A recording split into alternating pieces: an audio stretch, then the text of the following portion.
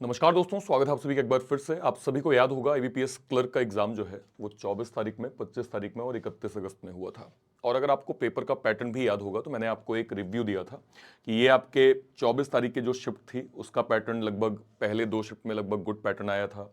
तीसरा लेवल काफ़ी एक हार्ड लेवल में कह सकता हूँ, मॉडरेट लेवल में कह सकता हूँ, मॉडरेट पीओ लेवल था। इसके अलावा अगर आप चौथा शिफ्ट देखें तो भी आपका एक ठीक पैटर्न आया था। अकॉर्डिंगली अगर हम नेक्स्ट डे यानी 25 अगस्त की बात करेंगे तो पहले दो शिफ्ट थोड़े ठीक थे, तीसरे में अगेन पेपर लेंदी हो गया था। और फिर हमने यहाँ पे देखा कि भाई रीजनिंग का भी पैटर्न हमें काफ़ी हद तक लेंदी जो है वो पैटर्न देखने को मिला था। इसके बाद आपने देखा होगा कि बहुत सारे लोगों ने अपने अलग अलग व्यूज दिए यूट्यूब पे, अलग अलग लोगों के विचार आए कि सर इस बार तो कट ऑफ के नंबर जो है वो नॉर्मलाइजेशन के बाद भी काफी जो है वो कम जाने की संभावना है। हम ये कह सकते हैं कि हो सकता है 70 टू 75 में जाके जो है वो कट ऑफ रुक जाए, क्योंकि आपने देखा होगा थर्ड शिफ्ट 24 तारीख का काफी मॉडरेट आ गया था, क्वांट काफी लंदी हो गई थी, बच्चों के अटेम्प्ट्स काफी कम रह गए थे। ये सब चीजें उस टाइम पे बातें चल रही थी। अभी जस्ट कुछ देर पहले आईबीपीएस क्लर्क ने अपना स्कोर कार्ड जारी किया है और बहुत शॉकिंग डेटा इसमें है। अगर आप एक बार ध्यान से देखें तो ये आपका जस्ट स्कोर कार्ड अभी आया है जिसके बिहाफ में हमने कट ऑफ के जो है वो नंबर्स को निकाले हैं। अब आप जरा गौर करिए, जहां पे हम ये डिस्कशन कर रहे थे कि हो सकता है कि जिस तरह से पैटर्न जो है वो लेंदी आए हैं, क्लैरिकल नाम लिखा था लेकिन पैटर्न पीओ का आ गया। आप देख सकते हैं कट ऑफ का number West Bengal 87 cut off आपको यहां पे दिख रहा है, यानी कि जो एक लोगों की एक्सपेक्टेशन थी कि 70 75 में रुक जाएगा, उसके बियॉन्ड, बल्कि लास्ट ईयर का जो पैटर्न था कट ऑफ का सेम यहां पे जो है वो रिपीट हो रहा है।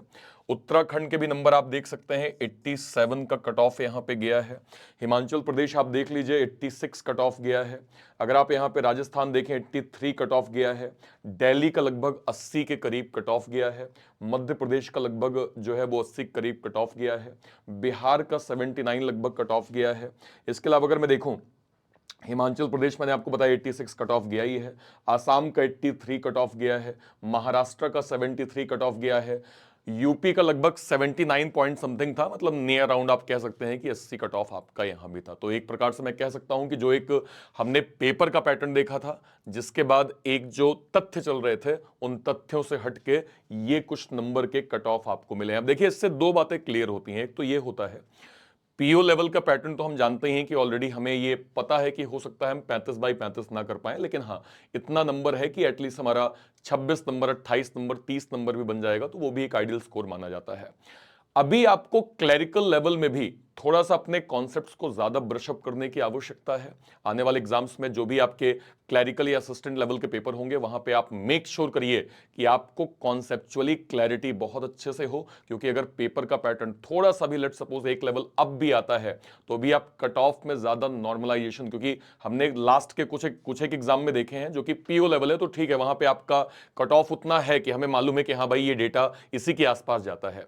क्लैरिकल लेवल में जो एक लोगों का डिस्कशन था कि सर पेपर का पैटर्न ऐसा आ गया है तो कट ऑफ कम जाएगा, वो हमें यहां पे तथ्य सब में नहीं, सब में ज्यादा देखने को हमें उतना नहीं मिल रहा है। हालांकि ऐसा भी हम नहीं कहेंगे, देखिए आप देख सकते हैं यहां पे कि लाइक तमिलनाडु 63 पे जाकर रुका है।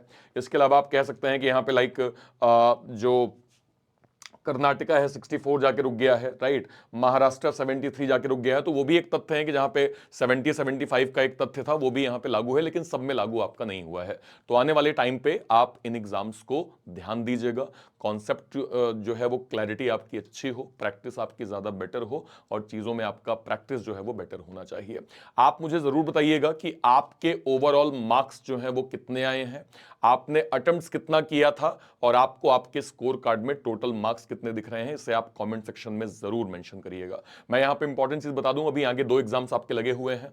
एक आपका आरआरबी क्लर्क मेंस है, दूसरा आपका आईबीपीएस क्लर्क मेंस है। इसके बाद आपके प्रीलिम्स लेवल के दो एग्जाम लगे हुए हैं, एक एनआईएसीएल एओ का प्रीलिम्स है और उसके बाद एक आईबीपीएस पीओ का प्रीलिम्स है। इसके बाद आपका नाबार्ड का भी एक जो है वो एग्जाम शेड्यूल्ड होगा।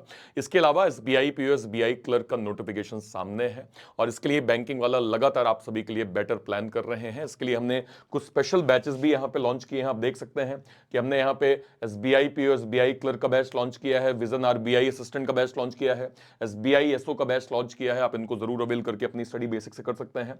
अपार्ट फ्रॉम दिस इंपॉर्टेंट चीज कि अगर आप आने वाले एग्जाम्स में RRB clerk mains, IBPS clerk mains, NISCL AO prelims और IBPS PO प्रीलिम्स दे रहे हैं तो मेक श्योर करिए कि आप मॉक टेस्ट की प्रैक्टिस लगातार कर रहे हो। अगर आप मॉक टेस्ट की प्रैक्टिस कर रहे हैं तब तो कोई दिक्कत नहीं, अगर नहीं कर रहे हैं तो आज के आज बैंकिंग वाला का ऑल इन वन पास जो है वो जरूर अवेल करिएगा। इसमें आपको अनलिमिटेड मॉक टेस्ट मिल जाएंगे जिससे आप प्रैक्टिस प्रॉपर वे में कर सकते हैं। आप मुझे अपना स्कोर कार्ड जो है वो वीडियो के कमेंट सेक्शन में जरूर से जरूर मेंशन करिएगा।